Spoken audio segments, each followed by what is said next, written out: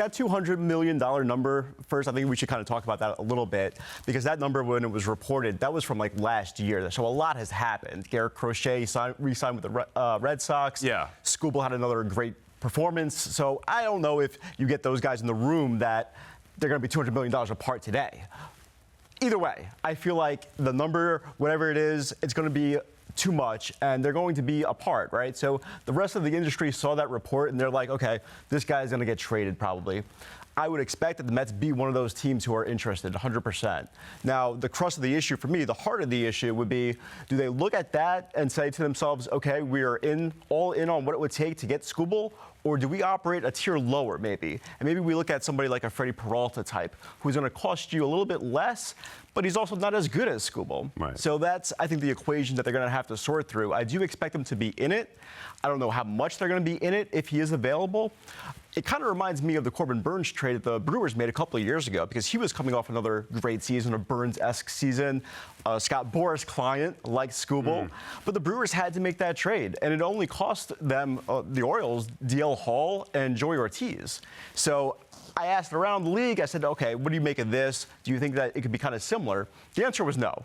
The answer was actually no. It's going to cost them a little bit more than that, just because there aren't that many free agent pitchers this time around. So I think it's going to be a huge conversation the rest of the winter, perhaps in a way that, you know, we didn't really expect maybe 2 weeks ago. Let me say first things first. It's shameful if the Detroit Tigers do not go and keep this guy. I mean, it kind of speaks to the commentary you have amongst some of the mid-market teams in the sport. Detroit, they are not a bottom feeder. They should be able to afford a guy like Tarik Skubal. Now that we got that out of the way, yes, the Mets should be in on this guy. I mean, did you watch him pitch each of the last 2 years? Did you watch him in the Game 5 against the Seattle Mariners for all the marbles, the swing and miss stuff, the bulldog mentality? Look, David Stearns has kind of been nickel and diming pitching. It's obvious. He has his sort of formula. He likes to buy low on guys. He doesn't like to use a whole lot of resources to go and make a monstrous move, whether it's been via free agency or in the trade market. That's got to change if Mr. Skubal is, dare I say, available. Mets have the money to go and get it done. Go and do it. Yeah, when a guy like that becomes available, and you take advantage of these other weak franchises. Not my problem. Detroit can't afford them. Stinks for you. I want to say another word. That stinks for you. Let the Mets go get advantage of this for a change. All right, Liz, what would a potential trade for Skubal look like? So the trade that I'm going to propose is, it's going to hurt. I may be a prospect hugger, and so I think it hurts a little bit more for me. But what I would propose is that the Mets receive Skubal in exchange for Sproat, Williams, Clifford, and Morabito. So the reason that I say this is that Sproat, he is a Major League ready pitcher. Williams he could start in the Major Leagues next year. Clifford's almost there. Morabito, Rule 5, but also brings real value. And so it's a really good mix of guys that the Tigers might be interested in, but also you're not giving up McLean. And the reason that you're not giving up McLean is because that you're getting Skubal for 1 year. So what the Mets front office is doing right now is they're figuring out the player valuation. So how much is he going to get paid from arbitration?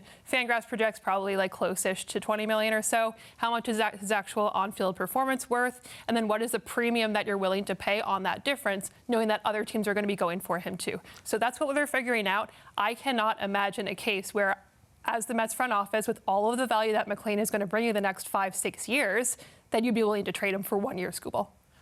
I could see that. I look at that and I say it's a good offer, but if I'm the Tigers, I'm also asking for Jonah Tong along with Brandon Sproat and probably Carson Bench. You want David Peterson too? I mean, who else you want? Yeah. Well, I'm going Beatty, Vientos, Mauricio, have them all. I don't know if David Stearns is going to take that approach with this, but if I'm the Tigers, I'm going for somebody that could give me 2 Major League ready starting pitchers plus. And in Tong and Sproat, the Mets have that. It's just do you want to give that up? I don't think that they will be giving that up for that, though, to your point. But that premium is probably going to be there because there's not that many great free agent starting pitchers this time around. Yeah. Certainly nobody that's going to be the equivalent of Skubal. I love Freddie Peralta. He's not giving you 190 innings slam dunk. He's just not.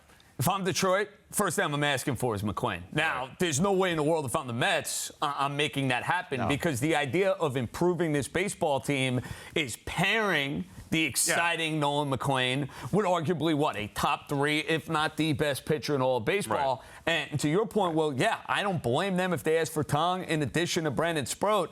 I got to be aggressive, though, if I'm the Mets. Look, you have a window to win with Francisco Lindor Juan Soto, Steve Cohen has owned the team now for a couple of years. They're clearly an ace short. I'm not letting, let's say, Tong and Sproat get in the way of me getting Skubal. I'm not. One name that's interesting for me would be Benn, because we've talked about this before, Liz. The Mets need a center fielder. Right. Benn maybe projects to be a center fielder that could be ready this year. I would do it if I had to do it. What are your views on Benn as far as if the Mets do let him go, who could play center field? But do you think he would be ready, and would you want to hold on to him? I want to hold on to him. I'd have a really hard time trading Benn. If that's what you need to get this done and you're not getting rid of the rest of your farm, okay, maybe. But also, who else are you going to get for center field? He's probably ready now. Morabito can maybe fill in there, but is that the guy who you want to be your starting center fielder every day next year? Probably not. And then if you look at the free agent market, there aren't a ton of great options out there. Outfielders there's always a limited amount of them. They're hard to develop, and so you have a guy right now who can be that center fielder for you for the next 6+ years. You should keep him. I think that the Mets should keep him. Okay, I would love to, but if they ask for him, I'm going to send him the other way. And what about the Tigers? If they do want to win now, maybe David Peterson or Major League ready. The guy was an all-star this year. I know he fell apart in the second half, but there's got to be some appeal by also some big league ready guys to go Detroit's way. Probably, but my opinion is if you're the Detroit Tigers and you're trading Skubal, you're closing your window. I don't care what you say about wanting to stay competitive or whatever it is.